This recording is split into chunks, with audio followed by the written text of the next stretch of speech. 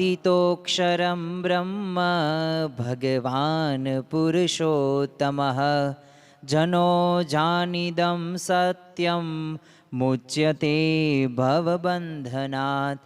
कृपा करो मुझ ऊपरे सुख निधि सहजानंद। गुण तमारा गाववा बुद्धि आपजो सुख कंद।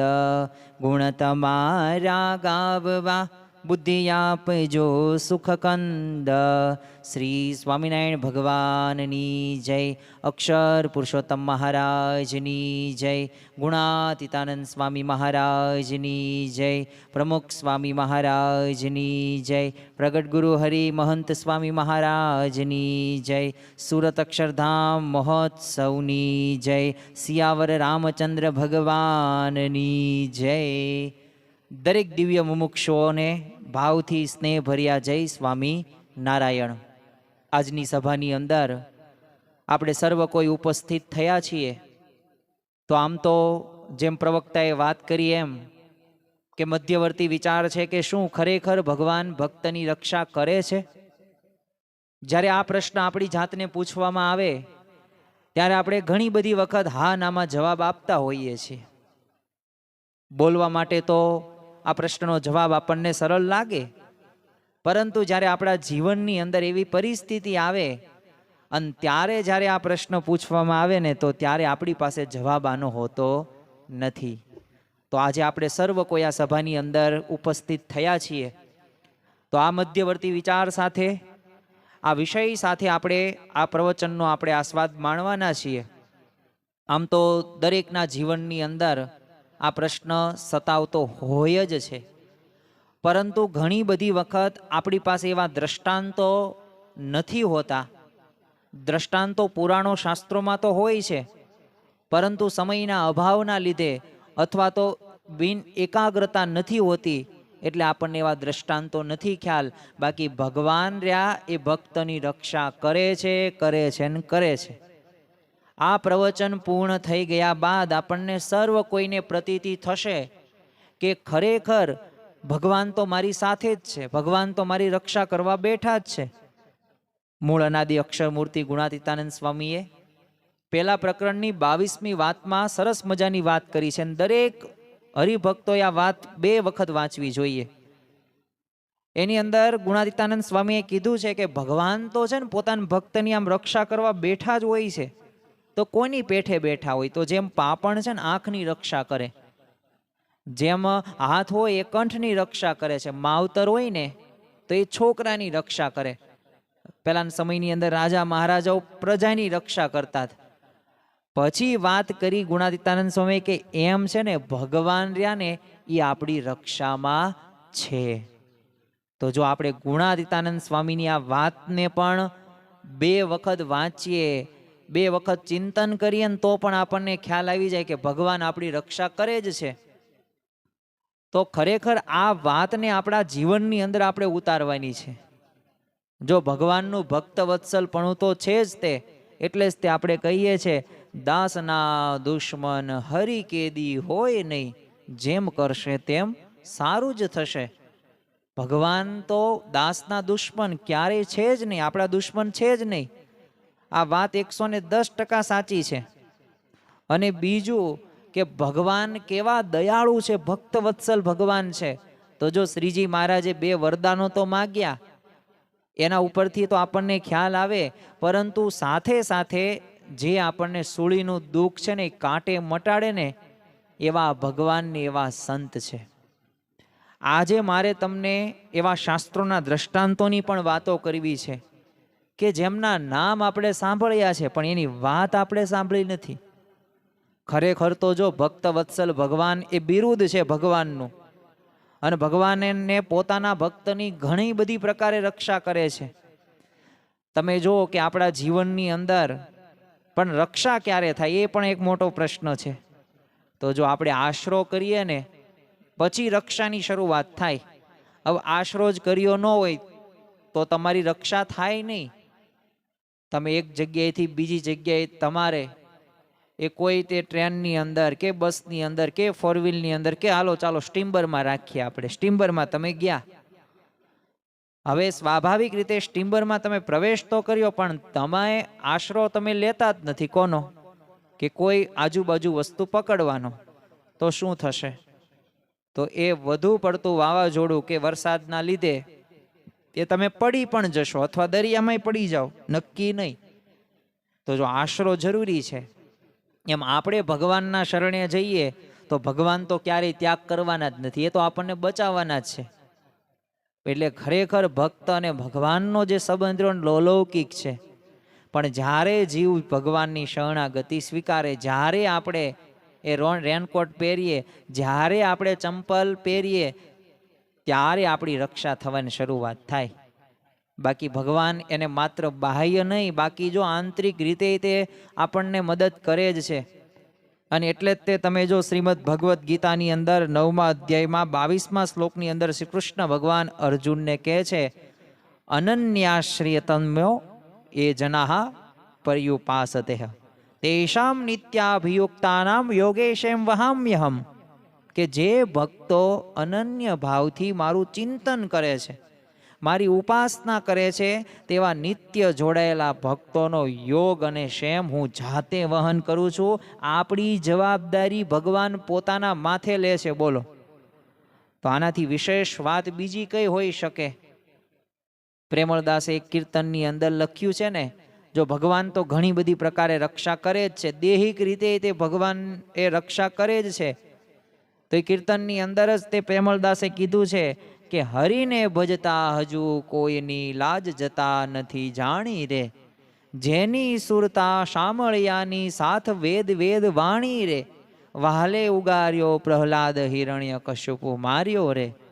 તો આ પ્રેમળદાસે કીર્તનની અંદર જે કહ્યું છે ને, એ ખરેખર સાચી બાબત છે. તમે જો હિરણ્ય કશ્યપુ જ તે પોતાના એ દીકરા ભક્ત પ્રહલાદને મારવા માટે કેટલા બધા એને પ્રયત્નો કર્યા. તમે જો રક્ષા કરી, કોને કરી? ભગવાને કરી. કોની રક્ષા કરી? હિરણ્યકશ્યપુની કે પ્રહલાદની? પ્રહલાદની રક્ષા કરી. હિરણ્યકશ્યપુએ પર્વત ઉપરથી એ ફેંકી દેવાનો પ્રયત્ન કર્યો, ભગવાને કેચ કરી લીધો. તમે જુઓ કે મદોમદ એક હાથી તૈયાર કરવામાં આવ્યો, પ્રહલાદને કચેડી નાખવા માટેનો પ્રયત્ન થયો, કંઈ થયું નહીં. અરે એટલું જ નહીં, અંધારી કોટડીની અંદર એ સાપમાં મૂકવામાં આવ્યો પ્રહલાદને, પણ રક્ષા થઈ ગઈ. અરે તમે વિચાર કરો, હોલિકાને બોલાવવામાં આવે છે, પણ હોલિકાની ચૂંદડી ઉડી ગઈ, એ બળી ગઈ, પરંતુ પ્રહલાદને કંઈ થતું નથી. તો જો ભગવાને રક્ષા કરી, અરે સ્પેશિયલ પ્રહલાદ માટે ભગવાને અવતાર ધારણ કર્યો, નૃસિંહ અવતાર, કે જે ભાગવતની અંદર એની કથા વિસ્તારથી કરેલી છે. તો ખરેખર જો પ્રહલાદની રક્ષા કરી ભગવાને, પણ સામે પ્રહલાદે પણ નામ મૂક્યું નહીં ભગવાનનું. તો આપણા જીવનની અંદર પણ આવી જ રીતે જો ભગવાન આપણી રક્ષા કરતા હોય જ છે. અને એટલે જ તે જો ભક્તના શરીર કે પ્રાણ પણ જ્યારે પણ સંકટ આવે ને ત્યારે જગત નિયંતા કાળરૂપ બનીને પોતાના ભક્તને બચાવે જ છે. જ્યારે દુનિયાના જો બધાય દરવાજા બંધ થઈ જાય ને, ત્યારે ભગવાનના દેહની ઢાલ બનીને ઊભા રહે છે ભગવાન આપણી પાસે. તમે જો શ્રીમદ ભગવદ્ ગીતાની અંદર જ તે શ્રી કૃષ્ણ ભગવાન કહે છે, પરિત્રાણયમ સાધુનામ વિનાશાય ચ દુષ્ટતામ ધર્મ સંસ્થાપનાથમ સંભવામી યુગે યુગે. કે ભક્તોના રક્ષણ માટે, એ દૃષ્ટોના વિનાશ માટે યુગે યુગે પ્રગટ થાવ છું. અને ખરેખર આ ભગવાનને, આ સંતની એ આપણે કૃપા દ્રષ્ટિ કહી શકાય. તમે જો શ્રીમદ ભાગવતની અંદર ગજેન્દ્ર મોક્ષનું પણ આખ્યાન આપવામાં આવેલું છે, દેહિક રીતે રક્ષા કરી. કારણ કે જ્યારે મગર એ જ્યારે ગજેન્દ્ર હાથીનો પગ પકડ્યો ત્યારે દેહનો અંત, પોતે શરીર બળ, આત્મબળ, સગાવાલાનું બળ બધોય ઉપયોગ કરી નાખ્યો, પણ કંઈ કામમાં ન આવ્યું. છેલ્લે વિષ્ણુ ભગવાનની કમળ અર્પણ કરે છે અને ભગવાન વિષ્ણુ પોતે આવે છે. અને તમે જો રક્ષા થઈ કે ન થઈ? થઈ. ગરુડ ઉપર પોતે આવ્યા ભગવાન સ્પેશિયલ. કોની રક્ષા કરવા માટે? એક હાથી ગજેન્દ્રની રક્ષા કરી. તો જો એક ગજેન્દ્રની રક્ષા કરી શકતા હોય, તો આપણે તો જેમનું ભજન કરીએ છીએ, આપણે તો જેમનો સમાગમ સત્સંગ કરીએ છીએ, તો એ અવશ્ય ભગવાન આપણી રક્ષા કરે જ છે. શ્રીજી મહારાજ તમે જુઓ, ગુરુ પરંપરા તમે જુઓ કે પોતાના ભક્તોની ઘણી બધી પ્રકારે રક્ષા કરતા હોય છે. બે જ પ્રસંગની આપણે વાત કરીએ જેથી વિશેષ પ્રતીતિ થાય. તમે જો ભોયરાના દરબાર હતા વાસુર ખાચર, ભગવાન સ્વામિનારાયણના દ્વેષી હતા, ગમતું નહીં અને ભગવાન સ્વામિનારાયણના અનન્ય ભક્ત એટલે નાજા જોગ્યા. આ નાજા જોગ્યાને વાસુર ખાચરે કહી દીધું, જો તારા સ્વામિનારાયણ ભગવાન હોય ને તો કાલે સવારે અહીંયા આવે, અને જો નહીં આવે ને તો તારા પગના ઘૂંટણ રહ્યા ને એ ભાંગી નાખીશ. હવે નાજા જોગ્યા પાસે કંઈ ઓપ્શન હતો જ નહીં. એને તો ભજન કીર્તન શરૂ રાખ્યું, સ્વામિનારાયણ સ્વામિનારાયણ સ્વામિનારાયણ. જો ગુણાતીતાનંદ સ્વામી પોતાની વાતની અંદર કહ્યું છે ને, મૂંઝવણ આવે તો કેમ કરવું છે? સ્વામિનારાયણ સ્વામિનારાયણ ભજન કરવું જેથી મૂંઝવણ ટળી જાય. અને આ કળયુગની અંદર મહામંત્ર આપણને પ્રાપ્ત થયો, અને કળયુગમાં પણ ઉગારવાનો એ મંત્ર જાપ જ તે મુખ્ય છે. તો આપણે ભગવાનનું નામ રે, ખાતા પીતા ચાલતા બધી રીતે સ્વામિનારાયણ સ્વામિનારાયણ. તો જો આ પ્રકારનો મહામંત્ર આપણે એ શરૂ જ રાખવો પડશે. એમ નાજા જોગીએ પણ આ જ કાર્ય કર્યું અને ભજન શરૂ કરી દીધું. હવે ભક્ત વત્સલ તો ભગવાન અંતર્યામી પણ એ ભક્તની બધી મુશ્કેલીઓ પોતે જાણતા જ હતા. અને રાત્રે બોલો ચાલતા ચાલતા 20 નગરથી વઢવાણ પોતે આવેલા, અને ભોગાવામાં પાછું પૂર હતું. તો એ પૂર જતા પણ એ ઉતરી વઢવાણ પહોંચી ગયા, અને ત્યાં જ તે ભાણજી મહેતાના ઘેર જમીને તરત નીકળી ગયા, અને સવારે તો નાજા જોગ્યાને ઘેર પહોંચી ગયા. અને ઓલા દ્વેષી દરબાર હતા વાસુર ખાચર, એને દર્શન આપ્યા, સમાધિ કરાવી, અને ઉઠીને પોતે ભગવાનને પોતે પ્રથમ જ પગે લાગી જાય છે. અને શ્રીજી મહારાજે આવી ક્રૂરતા નો આચરવાય તે ઉપદેશ એને આપે છે, અને નાજા જોગ્યાની ત્યારે રક્ષા કરી. તો જો ભગવાન ભક્તની રક્ષા કરતા હોય છે અને હોય જ છે. બીજા આપણે એક પ્રસંગની વાત કરીએ. માર્ચ 2019ની અંદર એક અમદાવાદના યુવાન હર્ષદભાઈ રામી, હવે એમનું નામ, હવે સાળંગપુરની અંદર મહંત સ્વામી મહારાજના દર્શન માટે પોતે પહોંચેલા. હવે સ્વામીશ્રી સાથેની બધી મુલાકાતની અંદર તો તેઓ સ્વામીશ્રીનો આમ હૃદયપૂર્વક આભાર પોતે માનતા હતા. હવે એની પાછળનું કારણ કેવું હતું કે એમના જે પત્નીને છે ને ગર્ભ રહ્યો હતો ને, તો થોડા દિવસો પૂર્વે તેમની પત્નીને છે ને ડૉક્ટર પાસે આમ ચેકઅપ માટે લઈ ગયેલા. તો ડૉક્ટરે તપાસ પછી કીધેલું કે ગર્ભમાં રહેલ જો બાળકને અત્યાર સુધીમાં જે હૃદયના ધબકારા જે શરૂ થવા જોઈએ ને, એ હવે 5 દિવસની અંદર હૃદયના ધબકારા જો શરૂ નહીં થાય તો છે ને બાળક કાઢી નાખવું પડશે. અને હવે ધબકારા શરૂ થવાની શક્યતાઓ છે ને ઘણી બધી નહીવત છે, ઓછી ચાન્સીસ છે. હવે આવી બધી વાતો કરેલી, અને 4 દિવસ પછી મહંત સ્વામી મહારાજ પાસે એ વાત પહોંચેલી, ત્યારે સ્વામીશ્રીએ કીધેલું ધબકારા છે ને ચાલુ થઈ જશે. અને સ્વામીશ્રીના એ આશીર્વાદથી હર્ષદભાઈએ જો ફોન દ્વારા એ જે સેવક સંતોને જણાવ્યા, અને હર્ષદભાઈની પત્ની સાથે ફરી ડૉક્ટર પાસે તપાસ માટે જ્યારે પહોંચેલા, તો ત્યારે ડૉક્ટરે તપાસ કર્યું ને ગર્ભમાં રહેલ બાળકના હૃદયના ધબકારા જે બંધ હતા, જે થયા તો શરૂ થઈ ગયા. અને ડૉક્ટરને ત્યાં બધું આશ્ચર્ય લાગ્યું. પણ જો હર્ષદભાઈ એમના પત્ની જે સ્વામીશ્રીએ કરેલ બાળકની રક્ષા બદલ એમના ચરણોની અંદર નમી પડે છે. તો ખરેખર આવી રીતે ભગવાનને સંત રહ્યાને રક્ષા કરતા હોય જ છે. પણ આપણે વિશ્વાસ રાખવાનો. ગુજરાતીમાં એક કહેવત છે ને, વિશ્વાસે વહાણ તરે. એમ આપણે પણ સવારમાં સ્નાન કરવા માટે એ જતા હોય બાથરૂમમાં, અને બાથરૂમમાં નળ ખોલીએ તો એમાં પાણી જ આવવાનું છે. કેટલો વિશ્વાસ પાકોશ. નકર કોઈક રાત્રે કેરબાની અંદર કે આપણા જે તે પાત્ર હોય તે ટાંકીની અંદર કોઈકે એસિડ નાખી દીધું હોત તો આપણને ખબર પણ ન પડે. તો વિશ્વાસ જ છે ને. અરે આપણા પત્ની સાથે ઝઘડો થયો હોય તોય તે આપણે ટાઈમે જમી લઈએ છીએ કે નહીં જમી લઈએ? તો લઈએ જ છે જમીએ. કેમ? કારણ કે વિશ્વાસ છે આપણને. નકર તો તમારો ઝઘડો થયો હોય તો એ તો ઝેરે અંદર નાખી શકે જ ને, શાક કે રોટલીની અંદર. પણ કેવો વિશ્વાસ આપણે રાખીએ છીએ. તો એવો જ વિશ્વાસ રહો ને આધ્યાત્મિક માર્ગની અંદર આવા ભગવાનને, આવા સંત સાથે આપણે રાખવાનો છે. અને ખરેખર આવી રીતે દેહિક રક્ષાઓ ભગવાનને સંત કરતા હોઈએ છે. તમે જો વ્યવહારની પણ રક્ષા ભગવાનને સંત કરે જ છે. જે જીવ જો ભગવાનનો ભક્ત થાય તેના વ્યવહારની ચિંતા ભગવાન પોતે એ કરે છે. તમે જો શ્રીમદ ભગવદ્ ગીતાની અંદર જ તે એમને કીધું છે શ્રી કૃષ્ણ ભગવાને અર્જુનને કે જે અનન્ય પ્રેમી જનો મને નિષ્કામ ભાવે ભજે છે એના યોગ અને ક્ષેમનું વહન હું જાતે કરું છું. પણ જો અહીંયા એક વાત યાદ રાખવી, નિષ્કામ ભાવે. ઘણી બધી વખત આપણે સ્વાર્થ સાથે જોડાતા હોઈએ છીએ, પણ સ્વાર્થ નહીં, નિસ્વાર્થ ભાવથી મારે ભગવાનને, સંતને રાજી કરવા છે. તો જો આ પ્રકારની સમજણ હોય ને તો વાંધો ન આવે. અને ખરેખર જે ભક્ત પોતાનું સર્વસ્વ પ્રભુને અર્પણ કરી દે ને, એ જ ભક્તની આબરૂ, એની જ પ્રતિષ્ઠા અને એ જ પ્રકારની જવાબદારી છે ને ભગવાન એની પોતે ઉપાડી લેશે. અને ભક્તને દુનિયા સામે હાથ પણ લાંબો નથી કરવો પડતો. પ્રમુખ સ્વામી મારા શતાબ્દી મહોત્સવની અંદર જ તે તમે જોયું હશે, કેટલા હજારોની સંખ્યાની અંદર એ સ્વયંસેવકો હતા. એક સૂત્રતાથી કાર્ય કરતા હતા, એક વિચારથી કાર્ય કરતા હતા.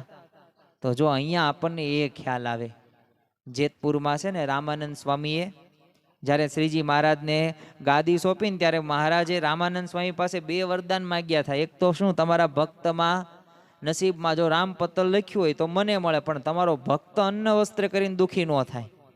બીજું વરદાન તો આપણા આમ કહેવાય ને રૂહ હાથમાં છે ને એ હચમચાવી નાખે ને એવું વરદાન હતું. કોઈ માણસ દુઃખ માગે, આ સભાની અંદર બેઠા છે, આપણે શાંતિથી આ પ્રવચન સાંભળી રહ્યા છીએ, નાના નાના બાળકોથી લઈને જો વૃદ્ધ સુધી, કોઈને એવો પોતાના દેહનો જ બધાને વિચાર આવશે. તમે જો ઘરની અંદર પણ એવી પરિસ્થિતિ થશે ને ત્યારે દેહ સામે પહેલી દ્રષ્ટિ હશે, પછી સગાવાલા કે પરિવારના સભ્યો સમક્ષ દ્રષ્ટિ હોય. તો આ ભગવાને દુઃખ માગ્યું, બીજું વરદાન માગ્યું, તમારા ભક્તના નસીબમાં જો એક વીછીના ડંખની વેદના લખી હોય ને તો મને થાય, પણ તમારો ભક્તને દુઃખ ન થાય. તો જો આવા ભગવાનની આપણને પ્રાપ્તિ થઈ છે, ખરેખર આપણા જીવનની અંદર આ સમજણ જરૂરી છે. તમે જો જુનાગઢ નરસિંહ મહેતા આપણને યાદ આવે તો કેવા પોતે ભક્ત હતા. ધન એમની પાસે નહોતું, એવી સત્તા કે આવડત પણ એમની પાસે કંઈ હતું નહીં, પણ તમે જો શામળશાનો વિવાહ, એ મારી હુંડી સ્વીકારો મહારાજ રે શામળા ગીરધારી. અરે આવી રીતના બોલે પોતે ભાવથી, અને બોલો હુંડી સ્વીકારી જાય. તો વ્યવહારની સમાજની જો એમની આબરૂની રક્ષા ભગવાને કરીને કરી જ તે. તમે જો ભક્ત સુદામા, તો સુદામાએ તો ક્યારેય પોતાની ગરીબી દૂર કરવા માટે ભગવાન પાસે કંઈ માંગ્યું નહોતું, પણ ભગવાને જો પૌવાની એક મુઠ્ઠી ખાઈને સુદામાને બધો આર્થિક વ્યવહારિક સંઘર્ષ હતો કાયમ માટે મિટાવી દીધો, અને સુદામાપુરીનું નિર્માણ પણ કર્યું. તો એમ જ્યારે ભગવાનને સંતો રાજી થાય ને તો એ તો આપણને આપવા બેઠા જ છે, પણ આપણે પાત્રતા કેળવવાની છે. સિંહણનું દૂધ હોય ને એ સોનાના પાત્રમાં શોભે અને એમાં નકર સ્ત્રવી જાય. એમ આવા ભગવાનને આવા સંત રહ્યા ને એ આપણા હૃદયની અંદર ક્યારે આવે કે જ્યારે આપણું શુદ્ધ હૃદય હોય, પવિત્ર મન હોય તો શક્ય છે. બાકી વિષયોમાં લેવાઈ ગયા હોય અને આપણે ભગવાન જેવો આનંદ લેવા માગતા હોય તો એ અશક્ય બાબત છે. તો પાત્રતા કેળવવી, પાત્રતાથી એ સ્થિતિ સુધી આપણે પહોંચી શકીએ છીએ. તમે જો પંચાળાના તે દરબાર ઝીણાભાઈ હતા, પોતે બહોળી જમીનના માલિક હતા, પણ છતાં પણ તમે જુઓ કે એ જોરી જે જુવાર હોય તો એ ખાવાનો વારો આવેલો. શ્રીજી મહારાજ તે સંવત 1868ની સાલની અંદર પંચાળામાં ઝીણાભાઈ દરબારની અંદર પધારેલા. તો ત્યારે મહારાજે એમની છે ને આવી બધી ખરાબ દશા થવાનો ખ્યાલ તો આવેલો જ તે, પણ મહારાજે આવું થવાનું કારણે ત્યારે પૂછેલું. પણ જો ઝીણાભાઈના માતૃશ્રીએ કીધેલું કે અમારી બહોળી જમીનમાં કેટલાક ખેડૂતો વાવે છે, પહેલાં તો વર્ષે નક્કી ભાગ આપી દેતા, પણ હવે એમની મતિ ફરી છે એટલે ભાગ આપતા નથી. અને આ જ સાંભળીને મહારાજ એ નડિયાદ જઈને અંગ્રેજ અમલદાર હતા કર્નલ વોકર, તો આ કર્નલ વોકરને ઝીણાભાઈને વાત કરી અને તાત્કાલિક અંગ્રેજોની સેના પંચાળા મોકલી આપી. અને જમીન જે દબાવનારા બધા ખેડૂતો હતા એ પોલીસથી ખૂબ ડરતા, એટલે તેઓ એ બચવા માટે શ્રીજી મહારાજ પાસે પહોંચ્યા. તો મહારાજે કીધું કે તમે ઝીણાભાઈનું અનાજ 1.5-2 વર્ષથી દબાવ્યું છે, હવે એ બધું તેમના કોઠારમાં ભરી દો અને એમની માફી માગો. અને પછી તો ખેડૂતો પાસે કંઈ ઓપ્શન હતો જ નહીં, વિકલ્પ હતો જ નહીં, એટલે ઝીણાભાઈના એક કોઠાર ભરી દીધા. તો ખરેખર જો મહારાજે ત્યારે ઝીણાભાઈને કીધેલું કે આવતી સાલ છે ને ભયંકર દુષ્કાળ પડશે, માટે તમે અત્યારથી જ બધાય પશુઓ વેચી નાખજો. અને ઝીણાભાઈ આજ્ઞા પ્રમાણે બધાય તે પશુ વેચી નાખેલા. તો ખરેખર જો આવી રીતે ભગવાન એ પોતાના ભક્તની રક્ષા કરતા હોય છે. આપણને ઘણી વખત એવા વિચારો આવે કે ખરેખર આ વાત સાચી છે. જો ફેથ એન્ડ લોજિક, શ્રદ્ધા અને તર્ક, અમુક વિષયોની અંદર તર્ક ન ચાલે, અમુકમાં શ્રદ્ધા ન ચાલે, પણ આ ભગવાનનો તો સુરા માર્ગ એવો છે ને કે અહીંયા તો તર્ક વિતર્ક થાય, પણ શ્રદ્ધાનું એવું બળ રાખીએ ને કે જેથી આપણે એ સ્થિતિ સુધી પહોંચી પણ શકીએ છીએ. બીજું, ભગવાન રહ્યા એ પોતે ધર્માદિકની પણ રક્ષા કરે છે. ધર્મ નિયમમાં આપણે દ્રઢ રહીએ એ માટે પણ ભગવાનને સંતનો રાજીપો છે. જો ભક્ત માટે એનું સૌથી મોટું ધન છે ને એનો ધર્મ છે, એનું શીલ છે, ચારિત્ર વ્રત છે, એ નિષ્કામ ધર્મ છે. પણ ક્યારેક ભક્તના જીવનની અંદર એવી કસોટી આવે કે જ્યાં તેનો ધર્મ લોપવાનો ભય ઊભો થાય, તો ત્યારે ભગવાન છે ને પોતે જ ધર્મની રક્ષા કરે છે. અને એટલે જ તે શ્રીમદ ભગવદ્ ગીતાની અંદર કહ્યું છે કે કૌંતેય પ્રતિજાનીહિ નમેવ ભક્ત પ્રાણશંતિ. હે અર્જુન, તું પ્રતિજ્ઞાપૂર્વક ઘોષણા કર કે મારા ભક્તનો કદી વિનાશ કે પતન થતું નથી. અને ખરેખર આવી રીતે ભગવાન એ ધર્માદિકની પણ રક્ષા કરતા હોય જ છે. મધ્યનું તે 46મું વચનામૃત છે, તો એની અંદર શ્રીજી મહારાજે વાત કરી કે ભગવાનના અવતાર તો પોતાના એકાંતિક ભક્તના જે ધર્મ તે પ્રવર્તવાને અર્થે જ થાય છે. તો જે અવતારો આ ભારતીય ભૌમની અંદર સંસ્કૃતિની અંદર થઈ ગયા, તો એ બધા એના પોતપોતાના કાર્યો છે અને એ કાર્યો પ્રમાણે પોતે કાર્ય કરી પણ રહ્યા છે. થોડાક વર્ષો પૂર્વે તે અમેરિકામાં એક ન્યૂજર્સી વિસ્તારની અંદર રહેતા નિલેશભાઈ પટેલ, તો પોતે એક છે ને સ્ટોર દુકાનની અંદર નોકરી કરે. હવે એક વૃદ્ધ અમેરિકન મહિલા અને એમના સ્ટોર ઉપર પેપર લેવા આવે, લોટરી રમવા નિયમિત રીતે આવતી. તો એકવાર તો મહિલા છે નિલેશભાઈને પોતાની લોટરીની ટિકિટનું પરિણામ જોવા આપેલું અને બાજુમાં સ્ટોર ઉપર ગયા. તો નિલેશભાઈએ તો ટિકિટો મશીનમાં નાખી અને ચેક કરી, તો એ સમયની અંદર $3 મિલિયન એ આ પોતે જીતી ગયા. હવે ટિકિટ પર મહિલાની સહી નહોતી અને મહિલાઓ એને આ ટિકિટ આપી શકે તો એની નોંધ લેનાર સ્ટોર પર કોઈ નહોતું. એટલે નિલેશભાઈના મનમાં છે ને એક ક્ષણ માટે વિચાર આવી ગયો કે લોટરીમાં આટલા ડોલર મળે છે, તેની વાત મહિલાઓને ન કરું, હું પોતે જ સંપત્તિ મેળવી લઉં. પણ જો તરત તે નિલેશને પ્રમુખ સ્વામી મહારાજનું એ હસતું મુખારવિંદ રહ્યું ને એને આંખો સમક્ષ આવી જાય છે. અને એને થયું કે અણહકના પૈસા મેળવીને મારે સ્વામી બાપાને કુરાજી નથી કરવા. અને એણે આવી મોટી રકમ સહજપણે જતી કરી. ટિકિટમાં યોગ્ય અધિકારી તે એ મહિલાને હકીકત પણ જણાવી દીધી. તો જો ખરેખર આવી રીતના સ્વામી બાપાએ ઘણા બધા યુવકોને આવા અધર્મના એ જે આચરણ રહ્યા ને એ થકી રક્ષા કરેલી છે. અને ખરેખર આપણા ઉત્કર્ષ માટે એ આપણે જોડાઈએ છીએ અને ઉત્કૃષ્ટ થવો જ જોઈએ. તમે જો દ્રૌપદીની તે રક્ષા આવી રીતના ધર્માદિકની કરેલી જ હતી. કારણ કે ભરી સભાની અંદર એ કૌરવો હોય એ દ્રૌપદીના ચારિત્ર ધર્મ ઉપર એમને આક્રમણ કરેલું, ત્યારે તો ભીષ્મ પિતામાં પણ પોતે મૌન થઈ ગયેલા હતા. અને શ્રી કૃષ્ણ એ પોતે વસ્ત્ર રૂપે પધારીને તમે જો ધર્મ લાજની રક્ષા કરી. અને છેલ્લે એમની પાસે એક જ તે વિકલ્પ કે બસ ભગવાનને સંતનો રાજીપો. પણ એ ક્યારે શક્ય બને કે જ્યારે આપણા જીવનની અંદર એ પ્રકારની દ્રઢતા હોય. બીજું કે ભગવાનની ભક્તિ કરીએ, ભગવાનનું ભજન કરીએ તો આપણામાં રહેલા સ્વભાવો દોષો થકી તે રક્ષા થાય છે. કુંડલનાથ તે હોથિયો પટગર હતા, ભારે ક્રોધ હતો એને. એકવાર રાત્રે બોલો પેશાબ માટે ઉઠ્યો હશે ને તો રસ્તામાં ગાડું સાથે અથડાણ્યો. હવે ગાડાને બચકું ભર્યું તો બોલો દાંત બધા તૂટી ગયા. અને પછી તમે જો શ્રીજી મહારાજના સાધુ થયા અને મહારાજે નામ પણ કેવું આપ્યું, નિર્માનાનંદ સ્વામી નામ આપ્યું. અને ખરા અર્થની અંદર જો નિર્માની બનાવી દીધા, ક્રોધ ક્યાંય ઉડી ગયો ખબર પણ ન પડી. કારણ કે જો માણસના જીવનની અંદર ભગવાનના અંતકરણ સુધી, ભક્તના અંતકરણ સુધી એ જ્યાં સુધી એ જાણવામાં નહીં આવે ત્યાં સુધી એ સ્થિતિ પણ પ્રાપ્ત કરી નહીં શકીએ. ભગવદ્ ગીતાની અંદર પણ એ જ કીધું છે, દેવી હૈષા ગુણમયી મમ માયા દુરત્યા કે મામવે પ્રવર્તન્તે માયા મેતામ તરંતી તે. એટલે ત્રિગુણમય છે ને આ માયા, દેવી માયા છે ને એ તરવી અત્યંત કઠણ છે અને મુશ્કેલ પણ છે. પણ જેઓ માત્ર મારા શરણે આવે છે ને તો આ માયા એ પાર થઈ જાય છે. તો જો આ સ્વભાવ દોષો થકી રક્ષા થવી અઘરી બાબત છે. અર્જુન તમે જુઓ કે કુરુક્ષેત્રના મેદાનની અંદર અર્જુન શું મોહરૂપી દોષનો જ સ્વીકાર બનેલો કે હું યુદ્ધ નહીં કરું, આ તો બધા મારા કાકા હતા અને ભાઈઓ છે અને ભાઈઓ સામે યુદ્ધ કરાય. કેટલી તર્ક વિતર્ક હતી. અર્જુન વિષાદ યોગ તમે જો પ્રથમ જ અધ્યાયની અંદર આખું એ અર્જુનની મનોદશા છે, મનોવલણ છે. એક અર્જુન નહીં, આપણી સર્વ કોઈની. આપણે પણ જો અજ્ઞાન રૂપી અંધકારમાં ફસાયેલા છીએ, મોહરૂપી દોષમાં આપણે ફસાયેલા છીએ, તો એની રક્ષા માટે જરૂરી છે.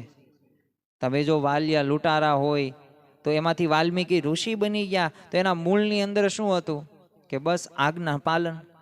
તો એમ આપણા જીવનની અંદર પણ એ આ વિશેષ કરીને આજ્ઞાનું પાલન કરવાનું છે ને તો જ ભગવાનને સંતનો રાજીપો આપણા ઉપર પડશે. જેમ ઓથિયા પટગરે જે ક્રોધનો સ્વભાવ હતો તો નિર્મૂળ કર્યો. કેમ? કારણ કે નક્કી કર્યું કે મારે એક પણ એવો સ્વભાવ નથી રાખવો જે ભગવાનને અને સંતને ન ગમતો હોય. તો એમ આપણા જીવનની અંદર પણ નિયમ ધર્મની આપણે દ્રઢતા કરીએ તો ભગવાન આપણી રક્ષા કરશે. આપણે એમની નજરમાં તો આવવું પડશે ને. જો નજરમાં જ નહીં આવીએ તો આપણું કાંઈ ધ્યાન નહીં દે. આપણે દેહિક રીતે તો ઘણી બધી વખત સેવાઓ કરતા જ હોઈએ છીએ, ક્રિયાઓ કરતા હોઈએ છીએ, પણ આપણે ભગવાન અને સંતના અર્થે એ જે આજ્ઞા કરે એ પ્રમાણે આપણે જીવન બનાવવાનું છે. અને ભગવાન અને સંત એ ભક્તની રક્ષા કરે છે. આ વિચારો એ જ એક વિચાર આપણને સુખી કરે છે. અને અંતકાળે તે ભગવાન જો રક્ષા કરે જ છે, દેહિક હોય, વ્યાવહારિક હોય, પારિવારિક હોય, બધી રક્ષા ભગવાનને સંત કરતા હોય. એવી જ રીતે એ અંતકાળની મોટામાં મોટી રક્ષા કહેવાય. કારણ કે end of the day, end of the સાર, આપણા જીવનના છેલ્લા વર્ષો આપણે પસાર થતા હોય અને જો આપણને એક વખત પ્રતીતિ થઈ જાય તો આઠેય પહોર આનંદ આનંદ અને આનંદ. તો અંતકાળે તે એ રક્ષા માટે ભગવાન આવે જ છે. નિષ્કાન સ્વામીએ તે જો શ્રી હરિમુખની એ ભક્ત ચિંતામણી ગ્રંથની અંદર 68મા પ્રકરણની અંદર એ પોતે નોંધ કરે છે કે મારા જનને અંતકાળે જરૂર તેડવા આવવું, બિરુદ મારું એના બદલે એ સર્વે જનને જણાવવું. તો જો ભગવાનને સંત તો રક્ષા કરે જ છે અને છેલ્લે સુધી રક્ષા કરે છે. બે જ પ્રસંગોની આપણે વાતો કરીએ અને આજનું આ પ્રવચન પછી પૂરું કરીએ. કારણ કે આપણે સર્વ કોઈ મુમુક્ષુ હરિભક્તો આ વિષય આપણા જીવનની અંદર અગત્યનો છે, મહત્વનો છે. જેતલપુરમાં તે જોઈતારા નામને એક વિપ્ર સત્સંગી હતા. એકવાર શ્રીજી મહારાજે એમને દર્શન દીધા. એટલે એમણે મહારાજને જમવા માટે કીધું તો મહારાજે હા પાડતા છે ને જોઈતારામે રસોઈ બનાવી અને ભાવથી મહારાજને જમાડ્યા. તે શ્રીજી મહારાજ તો કીધું કે આજથી 1 મહિના પછી હું તને કુએ નાવા જઈશ ને ત્યારે તારો દેહ પડી જશે ને હું તને ધામમાં લઈ જઈશ. તે જોઈતારામે મહારાજને કીધું કે આપ થોડી વાર બેસો, મારી બહેનને દર્શનની ઈચ્છા છે. તો બોલો એમ કહીને એ બહેનને બોલાવા ગયા તો મહારાજ તો અદ્રશ્ય થઈ ગયા. પણ બરાબર 1 માસ પછી એ મહારાજ જોઈતારામને ધામમાં લઈ જવા તેડવા પધાર્યા. ત્યારે ઘણા બધાને દર્શન પણ થયા અને જોઈતારામ દેહ થકી તજીને અક્ષરધામ સીધાવ્યા ને એ બધાએ જોયું. તો આ કઈ કલ્પનાનો વિષય નથી. આ વાત રહી 110% સાચી છે. ભગતજી મહારાજના ભાઈ પણ તમે જો નરસિંહભાઈના વંશજ હરિભાઈ માંડવિયા છેલ્લા 22 વર્ષથી બોલો સારંગપુર મંદિરની અંદર એ પોતે સેવા આપી રહ્યા છે. થોડા દિવસોમાં હૃદયની તકલીફ પોતે વધી ગઈ, પણ છતાં પણ તમે જો તબિયત લથડતી હોય પણ તોય બસ આ હવે મારો આ છેલ્લો જન્મ. કેવો પ્રાપ્તિનો કે મોહન સાંઈ મહારાજે હરિભાઈની પરિસ્થિતિ ફોન ઉપર જાણીને ત્યારે હરિભાઈએ પણ સ્વામીશ્રીને ધામમાં તેડી જવાની પ્રાર્થના તો કરેલી કે હવે મને ધામમાં લઈ જાઓ અને અમારા મહારાજ સ્વામી લેવા એ આવશે, તે આપ પણ છે ને સાથે આવજો. ત્યારે મોહન સાંઈમાં જે કીધું કે હા મહારાજ સાથે અમે લેવા આવશું. તો જો આવા તો ઘણા બધા પ્રસંગો છે. હરિભાઈની તે પોત્રીના લગ્ન હતા થોડાક સમય પૂર્વે, તો સ્વામીશ્રીએ કીધું લગ્ન પછી 10મા દિવસે અમે છે ને મહારાજ સાથે એ લેવા આવીશું. અને ખરેખર બન્યું એવું જ. તે 30/11/2017 રોજ પોત્રીને લગ્ન થયા બરાબર 10મા દિવસે પોતે હરિભાઈ શું કે મહારાજ પધાર્યા છે, સાથે સ્વામી પણ છે, આરતી લાવો, આરતી કરવી છે. અને આવી રીતના હરિભાઈ ઘરના બધા સભ્યો હતા એને આરતી ઉતારીને પછી તો મહારાજ એમને તેડી પણ પોતે એ ગયા. તો જો આવી રીતે ચમત્કારો પણ મહારાજે ઘણા બધા કર્યા છે, અને એમના ચરિત્રો જ્યારે આપણે સાંભળીએ ત્યારે પણ આપણને વિશેષ પ્રતીતિ થાય કે ખરેખર એ દરેક ચરિત્રમાંથી આપણને કંઈક ને કંઈક શીખવાનું હોય. આજે આપણે જે પ્રસંગોની વાતો કરી તો આ પ્રસંગોને આધારે આપણા જીવનની અંદર પણ આપણે કઈ રીતે આગળ વધી શકીએ તો એનું પણ માર્ગદર્શન છે. કારણ કે ઘણી બધી વખત આપણા મનમાં અમુક પ્રશ્નો રહ્યા એના સમાધાન નથી કરતા, ત્યાં સુધી આપણું મન એમાં ને એમાં જ તે આખી જિંદગી પસાર કરે છે. એટલે ભગવાન તો હંમેશા પોતાના ભક્તની રક્ષામાં બેઠા જ છે સદાય માટે, પરંતુ કોની રક્ષા કરે તો એની પણ એક આપણે ખાસ વાત ધ્યાનમાં રાખવી જોઈએ. રક્ષા કોની કરે? શું આપણે ભક્ત થઈ ગયા તો આપણી રક્ષા થાય છે રક્ષા, અને ધીમે ધીમે આપણે પ્રયત્ન કરીએ છીએ એટલે થશે પણ ખરી સમયસર. પણ ભગવાન હંમેશા કેવા ભક્તની રક્ષા કરવા તત્પર હોય તો એ પંચાળામાં ઝીણાભાઈ. હવે એમને ધામમાં જવાની તૈયારી હતી ને એ વખતે ત્યાં પધારેલા તો મહારાજે દીકરા હઠીસિંહને યાદ કરતા ઝીણાભાઈને પૂછેલું કે હઠીની કાંઈ ભલામણ કરવી છે? તો ઝીણાભાઈએ શું કીધું, આપનો ભક્ત થશે તો આપ ખબર તમે હોય એ રાખશો, અને જો નહીં ભક્ત હોય તો હું કહીશ તો પણ તમે ખબર નહીં રાખો. તો એમ છે ને, ભગવાન તો એ ભક્ત થઈશું તો જ ભગવાન કાયમ આપણી રક્ષા કરશે, અને તો જ તે આપણે એવા ભક્ત બની શકીશું. બાકી આપણા જીવનની અંદર જો આપણે નક્કી કરેલું અમુક હશે તો જો એ એમનામ પ્રાપ્ત નહીં થાય, એના માટે પરિશ્રમની જરૂર પડશે જ. તે તો આપણા જીવનની અંદર ભગવાન તો પોતાના ભક્તની રક્ષા કરે છે. જેમ ગુણાતીતાનંદ સ્વામીએ કીધું એમ કે ભગવાન તો પોતાની ભક્તની રક્ષા કરવા જ બેઠા છે. કેની પેઠે? તો જેમ પાપણ આંખની રક્ષા કરે, હાથ કંઠની રક્ષા કરે છે, માવતર છોકરાની રક્ષા કરે છે, રાજા પ્રજાની રક્ષા કરે છે, તો એવી જ રીતે આપણે પણ આપણા જીવનની અંદર આ સમજણ સાથે આગળ વધવાનું છે. તો આજના દિવસે મહારાજ સ્વામીના ચરણોમાં પ્રાર્થના કરીએ કે ખરેખર ભગવાન ને સંતો અમારી રક્ષા કરે જ છે. અમારે વિશ્વાસ સાથે આગળ વધવાનું છે. અમારા જીવનમાં અમે શ્રદ્ધા વિશેષ કરીને દ્રઢ કરીએ અને અમારી જવાબદારી અમે નિભાવીએ. તો આજના દિવસે મહારાજ સ્વામીના ચરણોમાં એ જ પ્રાર્થના કરીએ કે આપણા સર્વ કોઈના જીવનની અંદર સુખ, શાંતિ અને આનંદ આવે, અને ભગવાનનું યથાર્થ રીતે ભજન કરીને તમને રાજી કરી શકીએ. એ જ આજના દિવસે પ્રાર્થના. શ્રી સ્વામિનારાયણ ભગવાનની જય. આવા જ આધ્યાત્મિક પ્રવચનો સાંભળવા માટે અમારી ચેનલને લાઈક કરો, શેર કરો અને સબસ્ક્રાઇબ કરવાનું ભૂલતા નહીં.